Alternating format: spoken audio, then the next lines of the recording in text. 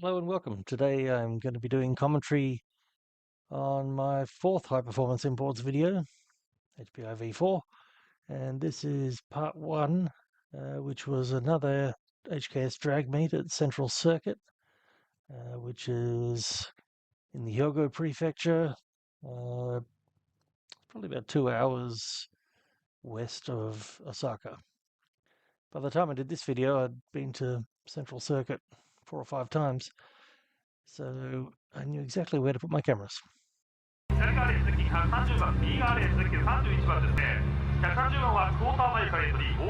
There is only one dedicated drag strip in Japan, but several racetracks, like Central Circuit, hold street drag meetings on their main straight.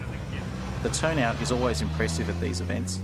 This HKS-sponsored meeting had over 150 cars racing, all with street-legal tyres.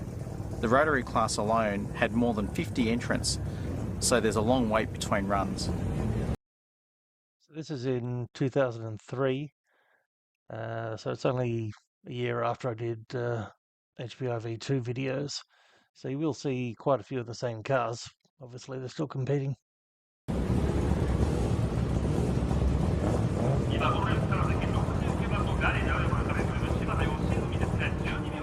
One car making its debut was this Supra, built by Car Shop F1. According to the sticker, it was built with investigated stylishness and ability, so it must be fast, right? So it's hard to resist making fun of some of the Japlish stickers, where they've gotten a collection of words that they think sound pretty good, but they don't necessarily make any sense. This 2JZ engine has many of F1's own parts, like the 100mm throttle body and large volume inlet manifold.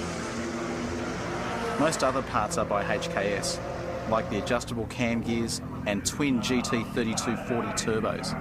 F1 claims a power output of 1,000 horsepower, with more torque than an equivalent GTR engine. The best street class Supras in Japan run low 10s or high 9s, but it takes more than one attempt to achieve these times.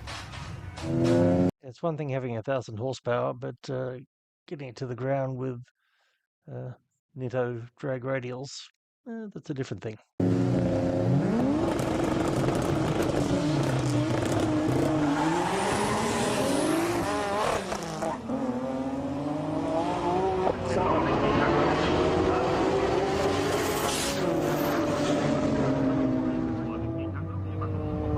This pair of Supras is an interesting matchup.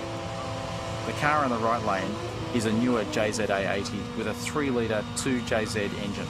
In the left lane is the previous JZA70 model with a 2.5-litre 1JZ engine. Both have similar modifications, so the outcome is a bit of a surprise. JZA70 was the last of the A70 Supra range, and it was the first car, I believe, that had the 1JZ twin turbo 2.5-litre 6-cylinder. The A70s are more famous really for the MA70, especially in Japan they had the Turbo A version, which was the most powerful version of that engine. Even though that one, in a way, it's more famous. Personally, I've always liked the JZA70.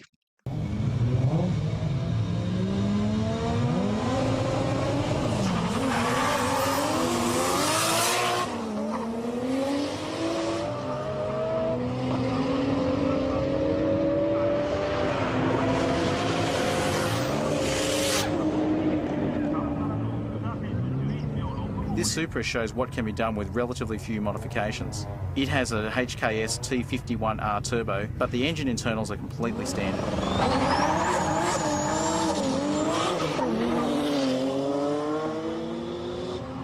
The car in the left lane is an old Nissan Leopard from around 1985, using a VG Series V6 engine. Yeah, it might be a little bit newer than that. I think probably 87 or 88. Yeah, the Leopard had the later versions of it had a 3-litre quad cam VG30, but it was a single turbo and it wasn't intercooled. But it did have twin throttle bodies. It was a really weird thing. Although allegedly it had a very strong bottom end, so they did get used in drag racing quite a bit. Here's another 1JZ engine, this time in a Toyota JZX90 Mark II. It has a truss T7833D turbo and a one-off inlet manifold design. This seems to be a good combination for making smoke.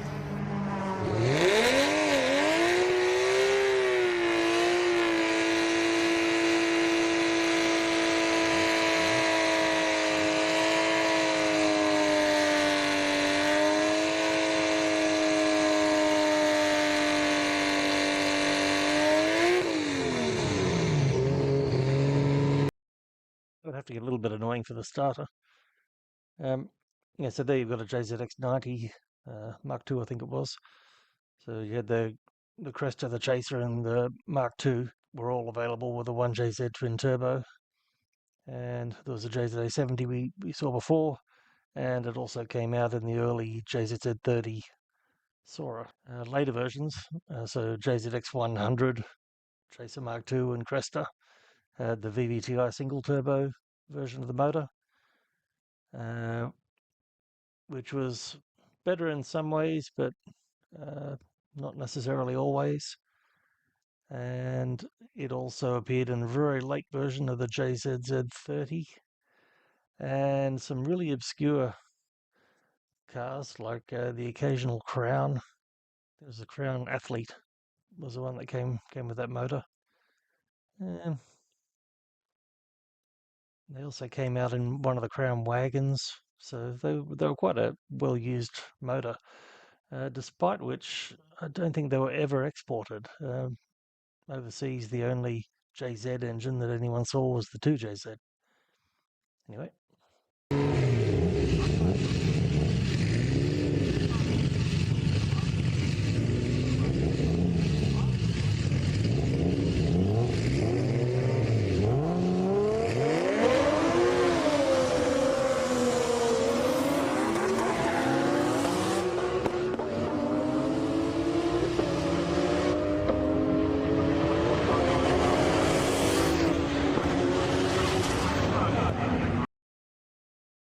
Just remembered the twin turbo 1JZ was also in the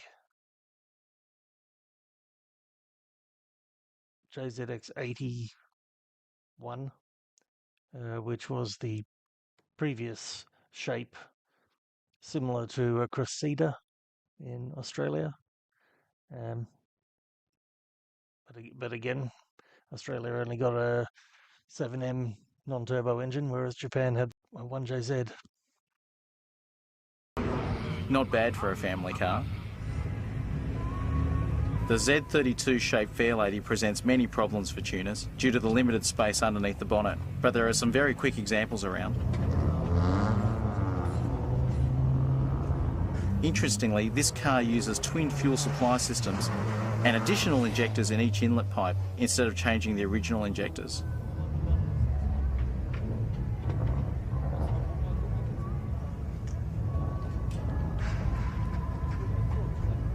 Actually, it may well have had bigger main injectors as well. In fact, it probably certainly did. But it's kind of a throwback to the way they used to tune in Japan in the mid-90s, where they'd have a standalone controller to activate extra injectors when they needed them. What Ben said a second ago, though, about the Z32 not really being very popular to work on in Japan because there's so much stuff crammed into the engine bay, which makes it really hard just to access anything. That's sort of gone on to be the Achilles heel of that model. Unlike a lot of sports cars from the 90s, they haven't gone up in value recently. You can probably buy one cheaper than you can buy an S13, which is kind of funny because they were a far more expensive car in their day. It's up against a JZS 147 Aristo sedan with the same twin-turbo 2JZ used in the JZA 80 Supra.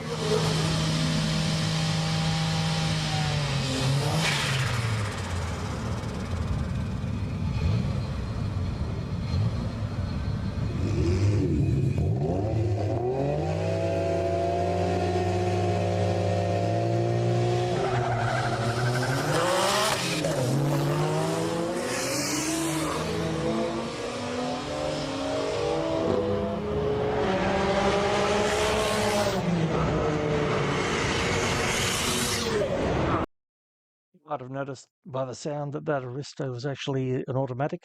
It's probably one of the only automatics there that day. The Aristo only came in automatic, although some people have converted them to the Supra 6-speed. I've owned two of them actually. Really great car, but a bit heavy and uh, not really ideal as a drag car.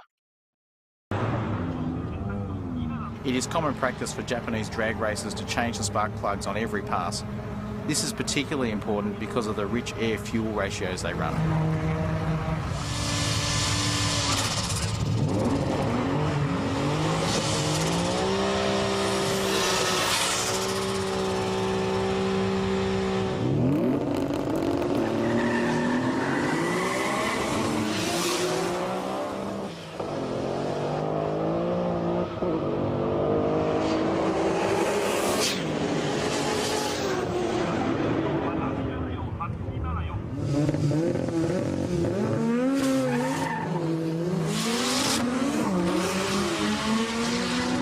The old AW11 MR2 is a good choice for street drags. The body is very light and the mid-engine format gives good traction. The only limitation is the 1.6 litre engine. Allegedly, the 4AGZE, the supercharged 1.6 that came in some of the Japanese AW11s, was extremely strong. It had a much tougher bottom end than the normal 4As. So what quite a lot of them would do is get rid of the supercharger and put a great big turbo on instead. I remember there was even one in Australia that used to run really good times with that kind of a setup. Incidentally, I should point out I'm not a mechanic, never have been.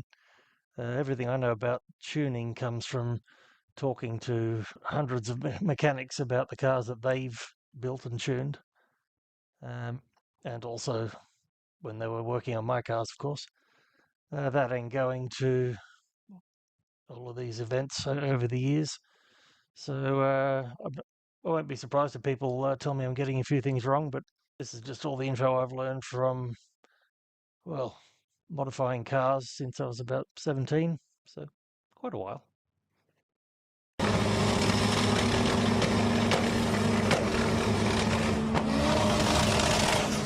The later SW20 MR2 is more popular because of its 3S GTE engine. This particular driver is a bit of a worry though.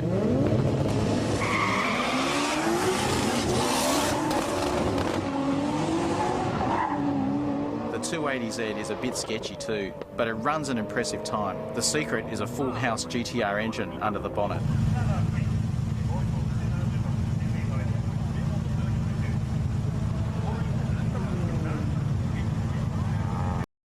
Famously, I had one of these too. It was the High Performance Imports project car for quite a while, EP82 Starlet GT. Our one was used for hill climbs and also drag racing. We got down to a 12.5, and that was still with the 1.3 litre bottom end and standard internals, in fact. So the beautiful thing about them is they're incredibly light. We were only making 180 horsepower at the wheels, and we were only getting quite slow mile per hour. Didn't even break 100, but we still got a 12.5. That was on 20 by 8 inch drag slicks. So I had a bit of an advantage over this guy who, once again, is using Nitto drag radials. Street tyres are a bigger problem for front-wheel drive cars. This Starlet EP82 has a fairly serious engine with a K26 turbo kit, but it never ran an impressive time. He could have chosen an easier opponent.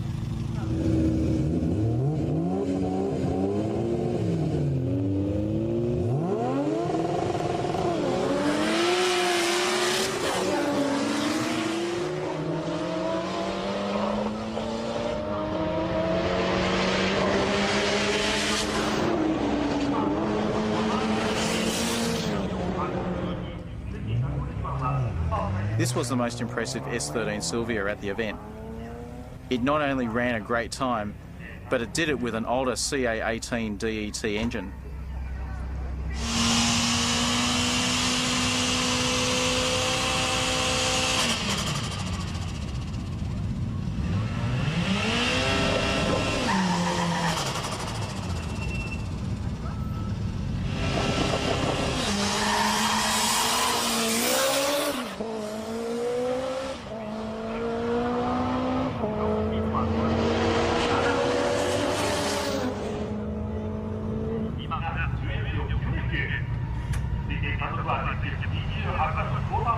The best of the rotary class was this plain-looking RX-7 from Stillway.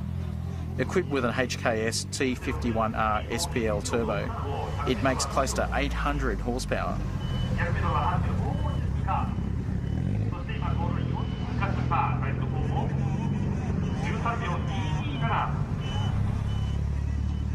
Like most cars here, it's using Nitto NT 555R street drag tyres.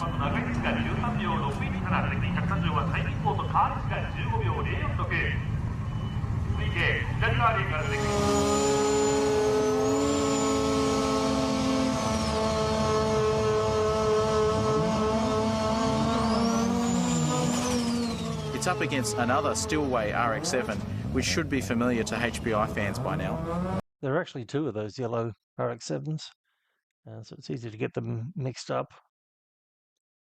Although I think one of them has a master speed front bumper and this is not that one.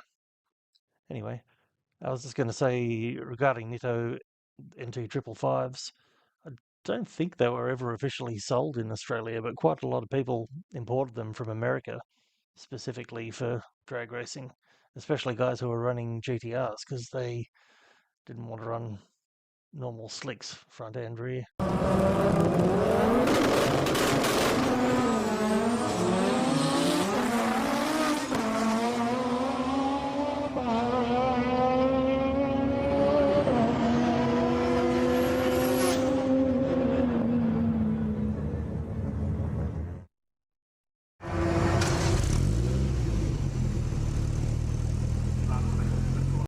It was me trying to be a little bit tricky with the editing.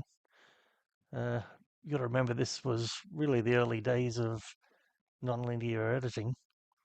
I was using Final Cut Pro on a Mac, so I would upload from a big bag of mini DV tapes that I'd shot in Japan, do all the editing on the Mac, and then we'd have to output back onto another mini DV tape, which would then get sent for making the master.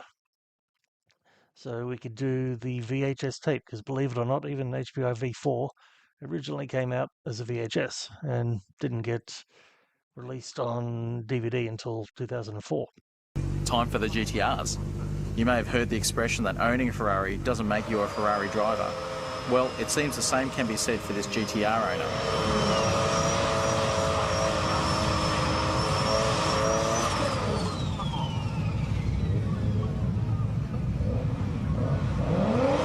Hang on, turn your wheels. Okay, now do a burnout.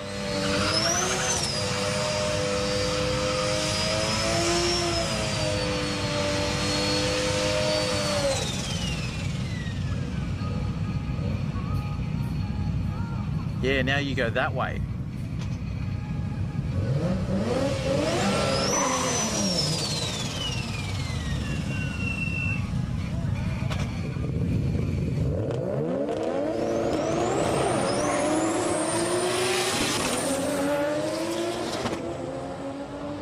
Don't forget to change gear.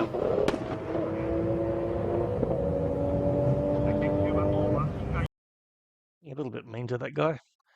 In his defense, at least he was driving his own car. I know that a lot of people in Japan will get their cars tuned by a workshop and they drive them every day, but when it came to actually driving them at the drag strip, they get someone from the workshop to do it for them.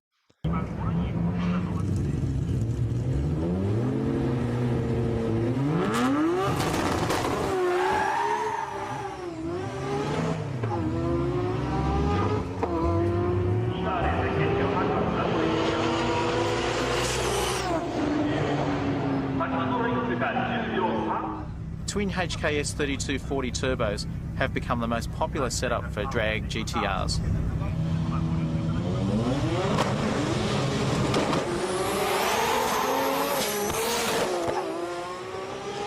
Whoa, that was a bit close to the wall there.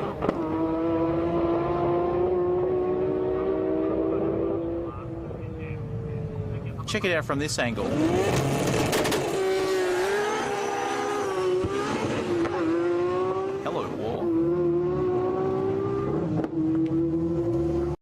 Surprising thing is that of all the times I went to Central Circuit, I don't think I ever saw an accident. A lot of close calls like that, but no actual crash. We'd like to give you a closer look at this car, but as you can see, it's super private. Actually, this just means it isn't a workshop-owned car.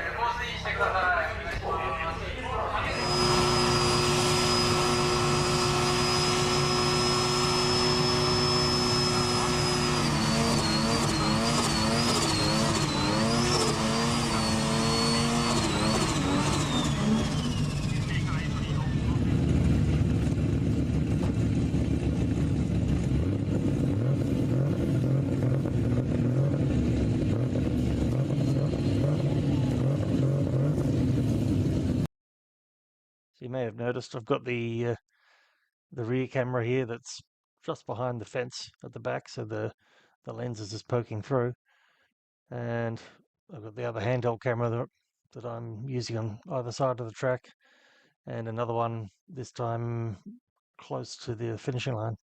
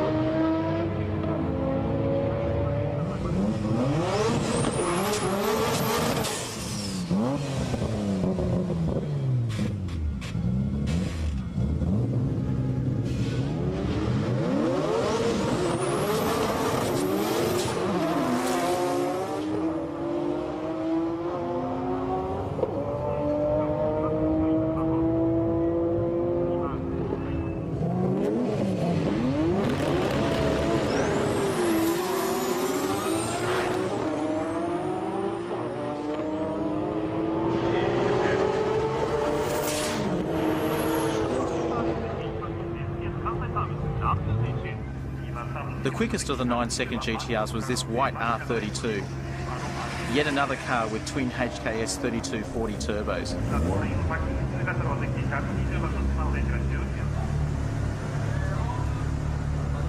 It doesn't look too unusual, but watch it launch.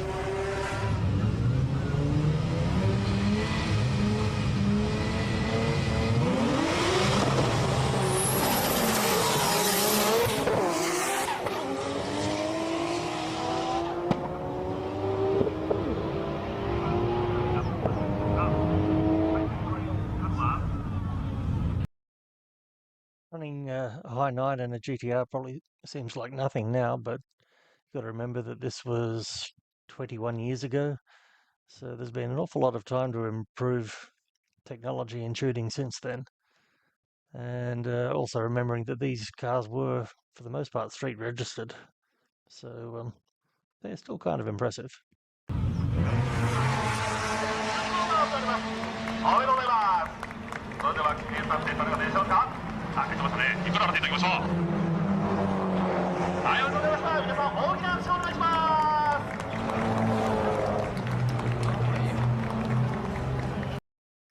Pretty much every car event that I've been to in Japan, they'll have a podium at the end and hand out some presents, sometimes a little bit of cash.